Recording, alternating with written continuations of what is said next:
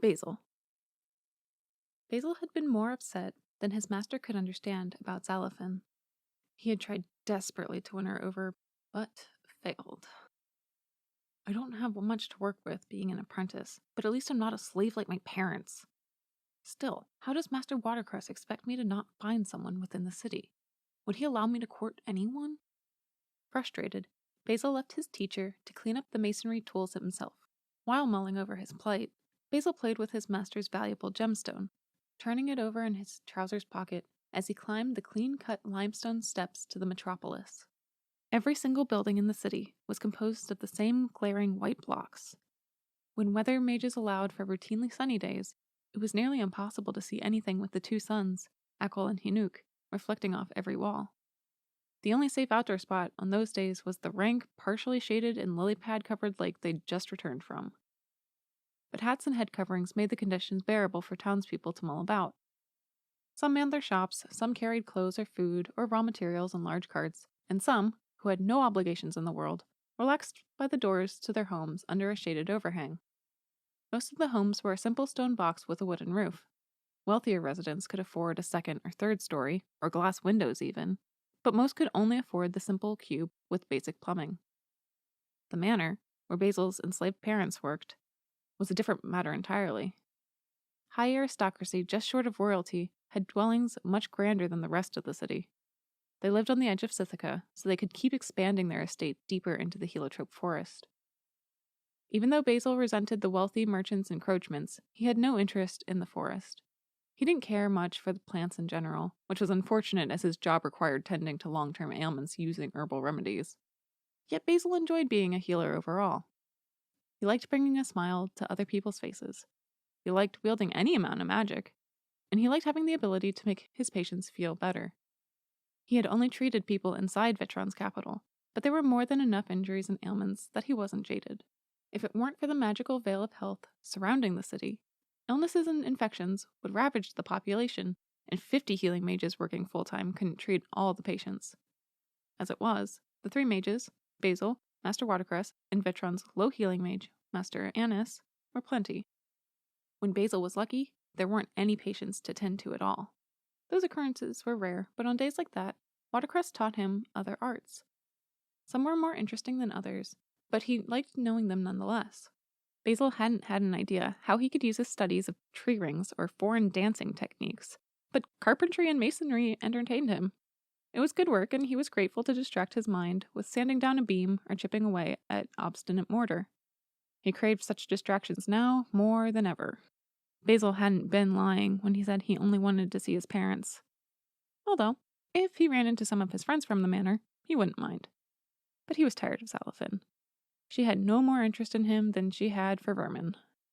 Instead, she fancied the two older spawn.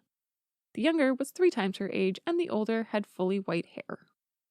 How am I supposed to compete with someone who wields such a significant status? Watercress briefly mentioned the spawn in a lecture once, but Basil had learned more about them from rumors on the street and prayers in the cathedral. If a sorcerer deemed an infant was a spawn, then their kingdom's low monarch would set up a good life for them. Some people purposely attempted to befriend them, while others might intentionally avoid their influence. As a wizard, Basil lacked the sorcerer's advanced sight required to identify spawn. No spell tome existed to provide him the ability either. I wish I could trade being a wizard with being the last spawn. I was born after Ether, and if I had phantom wings, then I could have had a chance with Xalaphin. Even if I wasn't the last spawn, if I had been older like the other two, I still would have a better chance. But no, I'm ordinary, and in terms of my fellow healing mages, I'm practically crippled. Despite his disadvantage, Basil yearned to travel to the Mages' College to earn his accreditation and his title as a master. Still, Basil knew he wouldn't be going anywhere. Watercress would need his assistance until his master died, in which time Basil would need to train an apprentice of his own. The Mages' College would have been Basil's only chance to escape from the city, but he assumed his master didn't intend to enroll him. If he had, I should have been there by now. He wouldn't be wasting my time teaching me about extraneous fields of study otherwise. Though Basil's prospects could be worse, he could still be a slave like his parents. He was utterly displeased with the future awaiting him. Basil wanted to travel somewhere else, and he wanted to leave now more than ever. Despite the massive extent of Sithica, Vetron's capital felt confining. Basil stopped turning the gemstone over and gripped it in a tight fist. Its hard edges dug into his skin, but the discomfort stole away his rising ire. Entering the wealthier portion of the city, Basil passed the Cathedral for the Grateful, which stood slightly shorter than the Low King's castle. It was more than just the taller buildings that signaled separate sections of the city. For one, the rank scent of the sewer didn't drift there, and two, it was much more colorful with purple banners and flags of Vetron hanging from buildings. The higher-born knew Basil well. He had made personal house calls for them and their children throughout the rotations. The privileged donned clean dresses and high-quality leathers. Some had cloaks, and others wore personally tailored gloves and polished boots. Silk was always a desired commodity among the higher classes in Vetron, as it was a rare item the merchants brought from Wojet, the most distant kingdom from their own. Yet regardless of what the rich wore, they all stood around and whispered to each other. When Basil received more attention than he cared for, he realized they were talking about him. What have I done to them? All I do is help people.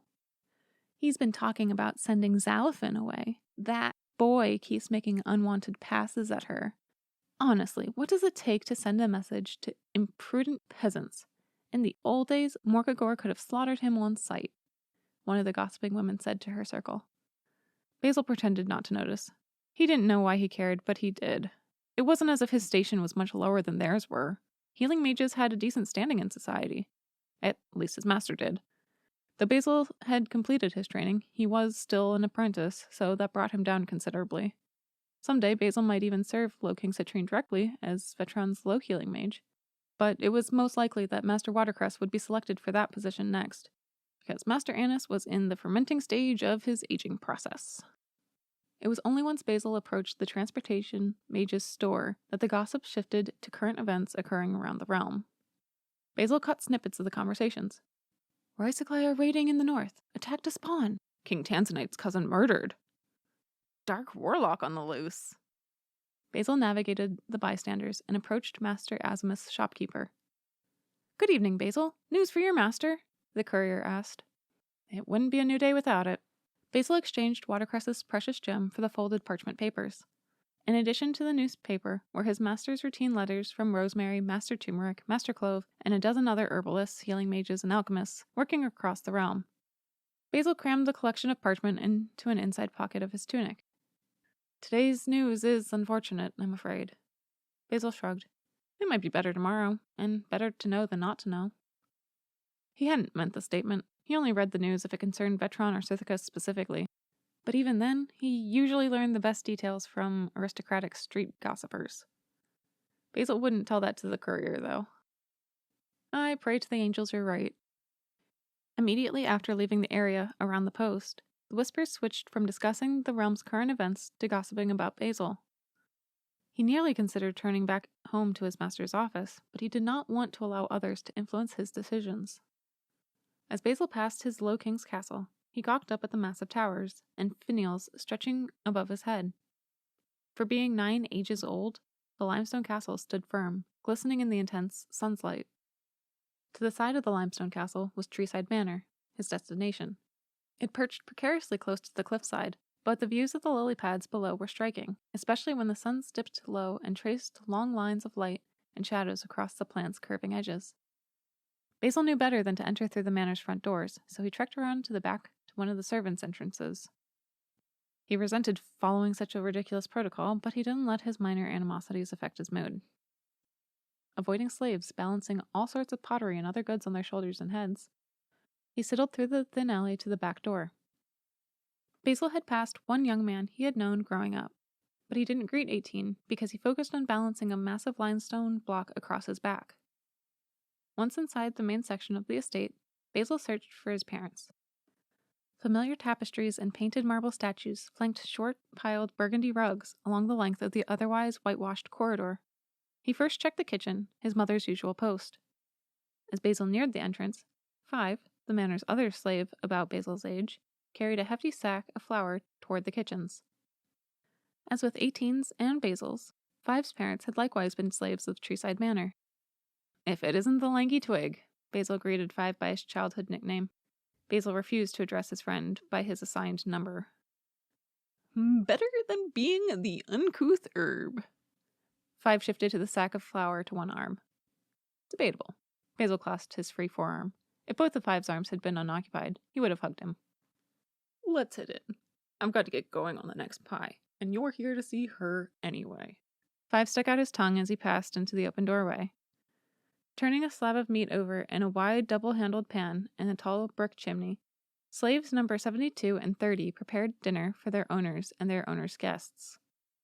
The smoky smell of the carcass saturated the kitchen air. So, how are you, Basil? The old man working you too hard? 5 grabbed a wooden rolling pin, while the 2 women concentrated on finishing their task. I'm well. I learned today. How about you? How are the pies coming along? Basil waited for his mom to finish turning the meat. They're fine. I'm fine. Everything's just fine. Nothing exciting has been happening. 5 rolled the dough. That is a day better than one filled with strife, Basil said. But even so, I'm glad that today is not one of those. When I can sleep for a day straight, that is when I'll appreciate a new day. 5 glanced to the high ceiling as though dreaming of such an occurrence. You lack energy every time I visit, Basil noted with a sense of laughter in his tone. It's not only when you visit. Any time, day or night, he says the same. 72 criticized after she and 30 finished turning the carcass in the pan and heaved it onto a nearby counter. Hi, Mom. Basil would not call her 72. 72 raised her hands to avoid getting the cadaver's blood on him, but her apron speckled his tunic when he embraced her. Despite the blood blotting her skin, numerous white scars marking his mother's golden brown hands and forearms shone through. He prickled every time he saw her old wounds. Even though he hadn't known how she had received them, he could guess. Unconsciously, she moved to stroke his hair, but she caught herself before she touched him. Basil wished she'd hug him back. He wouldn't have cared if his clothes were stained. He knew a spell that could dissipate blood, but even if he hadn't, the embrace would be worth the wash. Hello, Basil, 72 said, after he let go. I hope you aren't giving Master Watercress trouble now. Basil stared at her, anticipating a reaction. Does that sound like me? By the way, he sends his regards. Basil, anything could sound like you. 30 grabbed seasoning salts and shook them vigorously. Take the owner's daughter. No one would have thought that sounded like you, but we all know differently now. Playfully, 5 nudged Basil with his elbow. Do you know if 49 is around the manor today? Basil asked, abruptly wanting to leave to search for his father. At least 49 wouldn't bother him with rumors. Aw, Basil, don't get bitter. I was teasing with you. 30 waved the spices in her hands around dramatically while she spoke. Self-consciously, Basil glanced at 5, who looked down, said nothing, but looked embarrassed for Basil. It was the appropriate action in terms of societal norms, but Basil didn't want such courtesies from his friend. It made Basil feel separated from him. Basil wanted 5 to treat him the same as he would 18. 49 was working in the mines today, his mother said. He may have returned, but I can't be sure. I'll look around, but probably leave soon. Basil did not want to risk wandering into someone he had no intention of seeing. 5 argued, You've only just arrived. I also promised my master I would return for supper, but I will see you again soon. Basil remarked more lightly, heading from the massive kitchen. Once Basil returned to the hall, he decided he would leave outright. He'd wanted to speak with his mother more, but he did not desire to do so when 30 and 5 were present. Perhaps another day when she would be doing more solitary work. However, as he rounded the corner to the long stretch of corridor away from the circling smells of freshly made food, he detected the one person he had preferred to avoid. She stood about halfway between his position and the exit. Basil, Xylophon addressed coldly. She straightened her slumped shoulders and tilted her mousy nose upwards as though she were looking down on him. I'm leaving. Basil did not look her in the eye. See that you do. After he passed her in the corridor, she whispered, Are you even a master yet? Enraged, Basil paused. Why hasn't Watercress named me a master yet? If he thinks I'm not ready, why hasn't he sent me to the mage's college? Why is he wasting my time with useless tasks? Bitterness built towards his teacher. Basil clenched his fist so tightly that if he still held the gemstone, he would have sliced himself on its sharp facets. Basil knew it was foolish to allow Xylophon to undercut his self-worth. He continued walking. I'm not ashamed about my apprenticeship, and I will not feel chagrined because of her words. I will not allow her to have a strong influence over me any longer. Through the main entrance, Basil left the manor to enjoy a quiet supper with his master, who had given Basil a blessing of freedom he greatly needed reminding of.